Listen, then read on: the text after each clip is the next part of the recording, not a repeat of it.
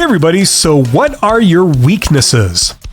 We're going to talk about how to answer this job interview question and how to pass the interview.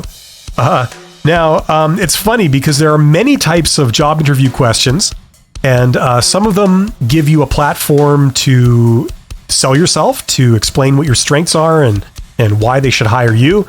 Other questions, they ask you about specific aspects of your work history and your personality. But then there's this type of question, and this is the elimination type of question, okay? So what are your weaknesses when they ask you that? The entire purpose of this question is to see if they can eliminate you in one fell swoop. Make no mistake, that's what this question is for, okay? This is the bazooka that they try and take out and blow you away, okay? So it's very important to know how to answer this type of question, okay?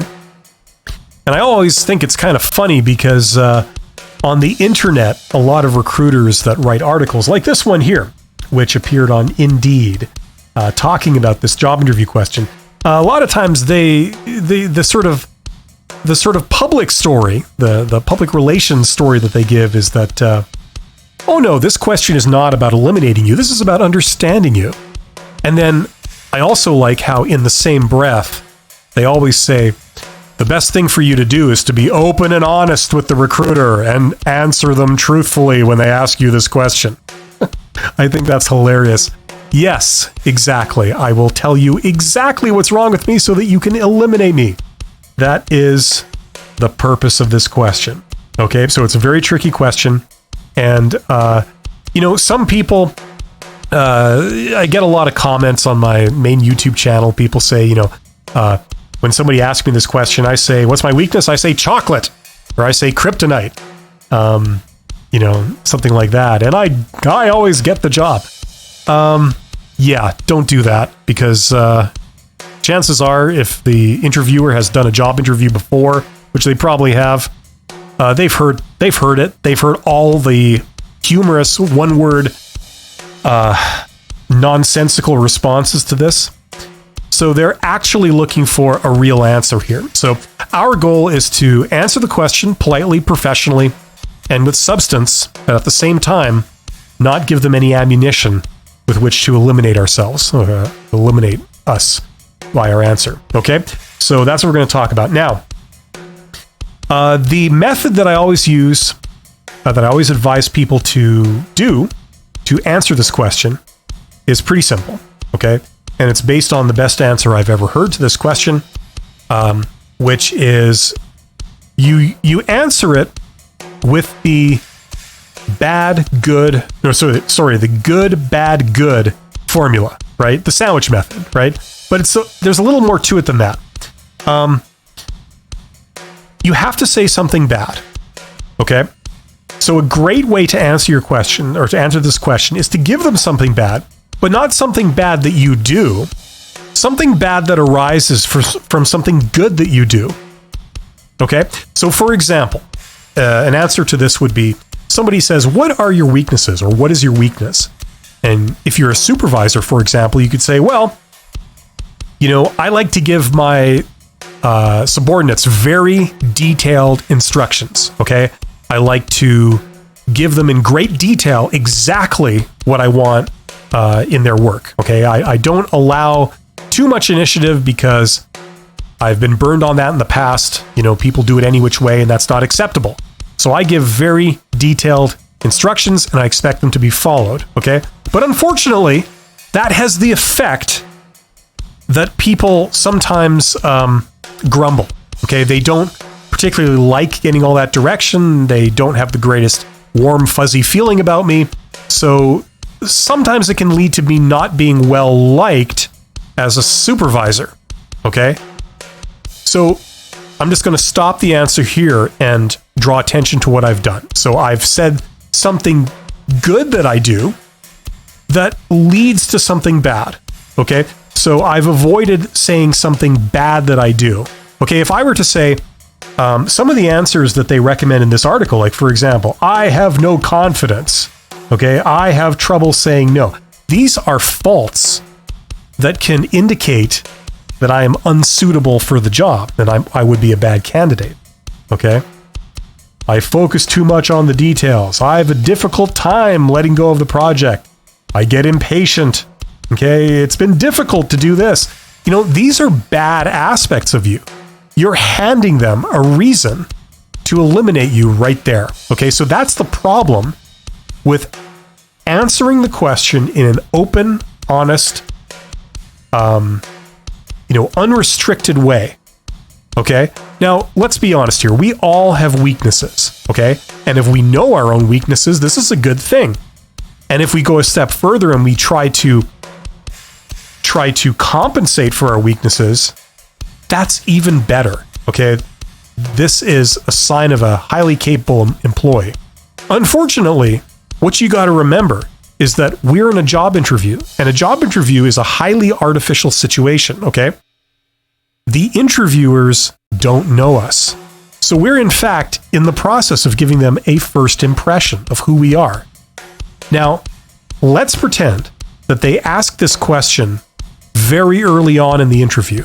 They don't know anything about you, okay? You get asked this question. These people don't know anything about you. They've just met you, and you start telling them how you have no confidence, how you can't say no when you should, how, what were the list of those things, some common things. They have trouble asking for help. Now, if that's all you knew about a person, would you form a very good opinion of them? No, you wouldn't. You would paint them with this brush. Okay, and that's the danger with this question. Okay, we are in the process of making a first impression. So, although we would love to be unrestricted in our answer and give them a litany of all the imperfections that we've noticed about ourselves that we are in the process of working on, unfortunately, that gives us a very bad first impression, and this is also grounds to eliminate us, which will probably happen, especially in the first stages of a job interview where they're talking to, usually around 10 candidates. And, they've got to go from 10 candidates down to one candidate. So if you give them a reason on a plate, it's not going to go well for you. Okay. So returning to the answer, you have to say something bad. You can't just say something good because that's not answering the question. And you can't avoid the question because that signals something negative. It signals that you're the type of person that they can't communicate well with. You're not complying. You're almost being hostile by refusing to answer the question. So you have to give them something for it to be an acceptable answer. So a great way to do that, as I say, is to say, well, I do this good thing, but it can sometimes lead to this bad thing. Okay? But then you add a third part. You then say, but then I do this other good thing, and that solves the problem. Okay?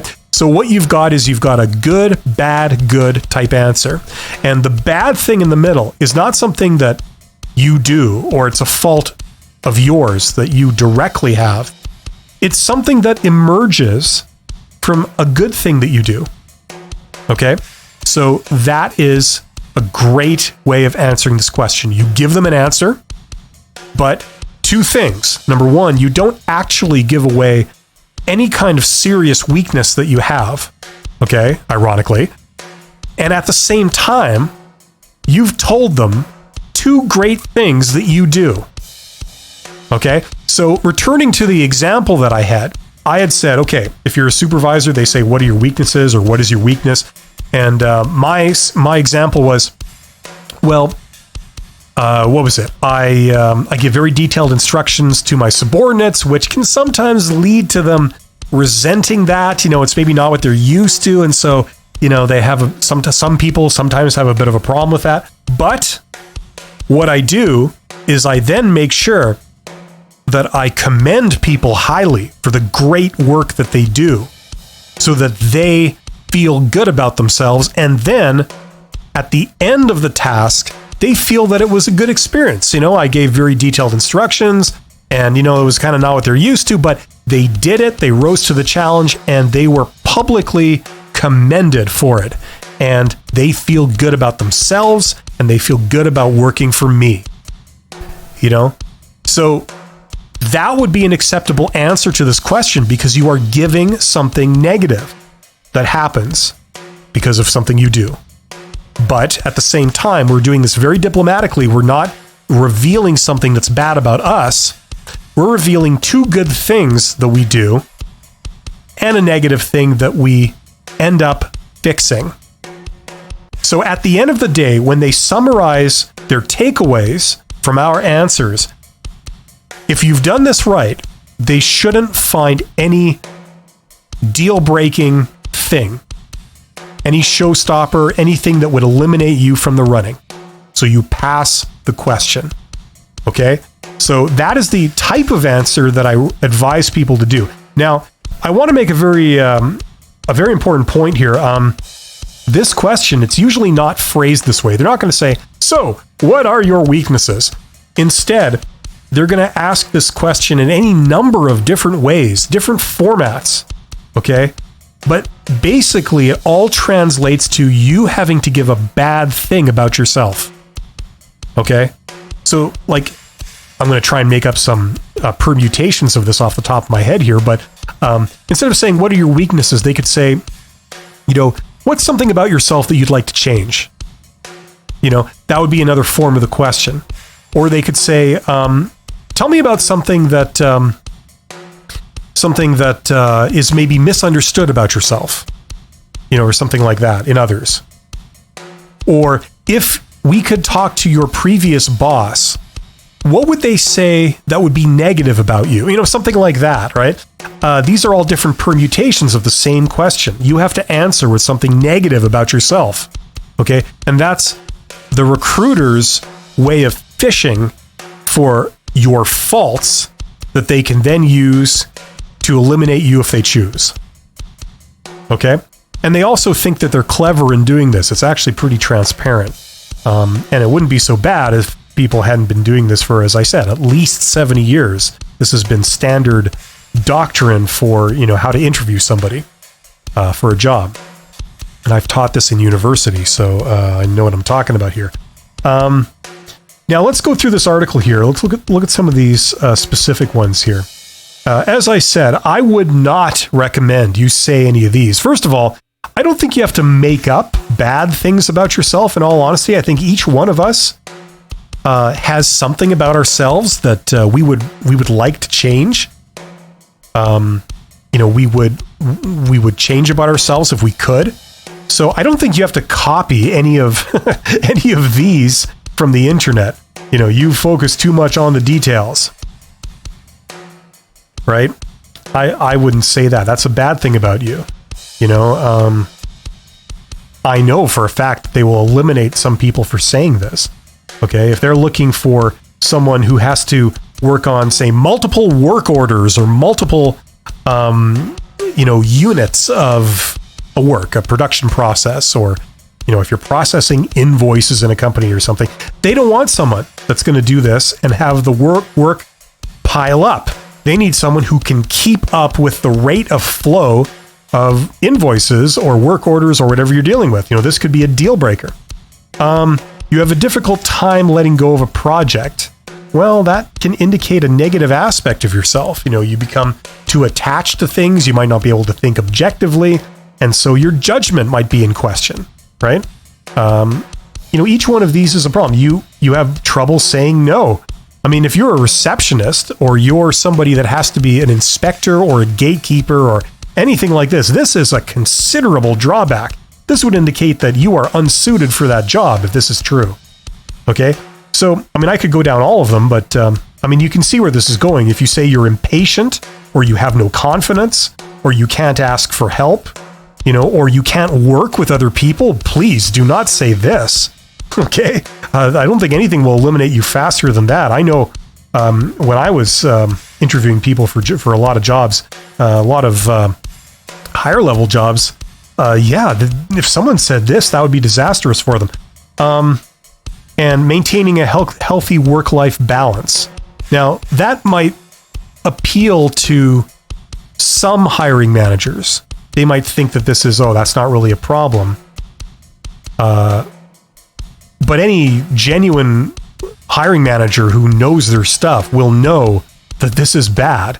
You know, this leads to employees burning out, quitting, leaving, bringing their personal problems to work. and all kinds of other negative situations that you do not want an employee who is highly susceptible to that. So I would highly recommend that you do not say any of these. As some of the best weaknesses to mention. I don't think there is such thing as a best weakness. Without getting into silly, sarcastic things like saying, "Oh, my weakness is I'm too nice." You know, don't say those either. They're completely transparent, even to some of the most obtuse recruiters. They can see right through things like that. Okay. Now they go into each one of these, okay, in greater detail. But they give examples of that. Let's look at an example together. Okay, this is the last one here. It can be difficult for you to maintain a healthy work-life balance. This, I think, of all the ones that they listed, this one would be the least damaging, but I mean, that's not saying much. It's still pretty damaging. Let's look at how they would phrase it, okay? Because I truly love my work and have ambitious career goals, it can be difficult for me to keep a healthy balance between my work and personal life. Now, here, they are borrowing some of what I was saying earlier in my recommended answer. They're saying, because I do this, I actually do this good thing. You see? Because I truly love my work and have ambitious career goals, which can be good. It's not necessarily good. If the company is actually interested in promoting you after a while, then this might be a good thing. A lot of organizations aren't. They're hiring you for a position and they want you in that position. They don't have plans to promote you out of that position in 6 months' time. Because I do this great thing, it can be difficult for me to keep a healthy balance. So because of this good thing, you get this bad thing.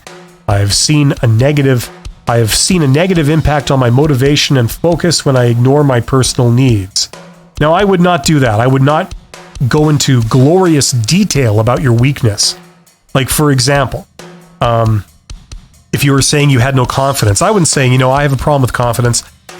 When somebody talks to me, I immediately get self-conscious and I can't answer. And then I get a panic attack. And then I have to go home sick for several days. And it can be very hard for me. I need therapy, for several days before I can feel I can resume my duties. Like, I would not go into great detail like that about your weakness. You want to say it, but you don't want them thinking about how you need therapy and you can't deal with certain situations and you get panic attacks all the time. That would be bad. Okay, let's continue. As a result, I've made it a point to focus on creating space in my schedule, to focus on volunteering and spending time with my family. It's an interesting sentence structure. Okay, so they're talking about how you're going to improve it. When I maintain a good work-life balance, my output is of better quality. I can get more work done and I feel excited to come to work. So basically, this is not a very great example, but it's sort of an example of saying how you would improve upon your weakness. Okay? Now, I wanted to bring this up for a reason, and that is that if you ask a lot of recruiters why they ask this question, okay, like I was saying at the beginning of this video, the party line is that what we're really probing for is we're really probing to see if they are self-aware and they can work on their own faults. Okay, that is the party line that recruiters will say is the reason why they're asking this question. And I'm sure there are some recruiters out there who actually have that in mind as their motivation for asking this question, and perhaps what they use your answer for when assessing your overall suitability for a job.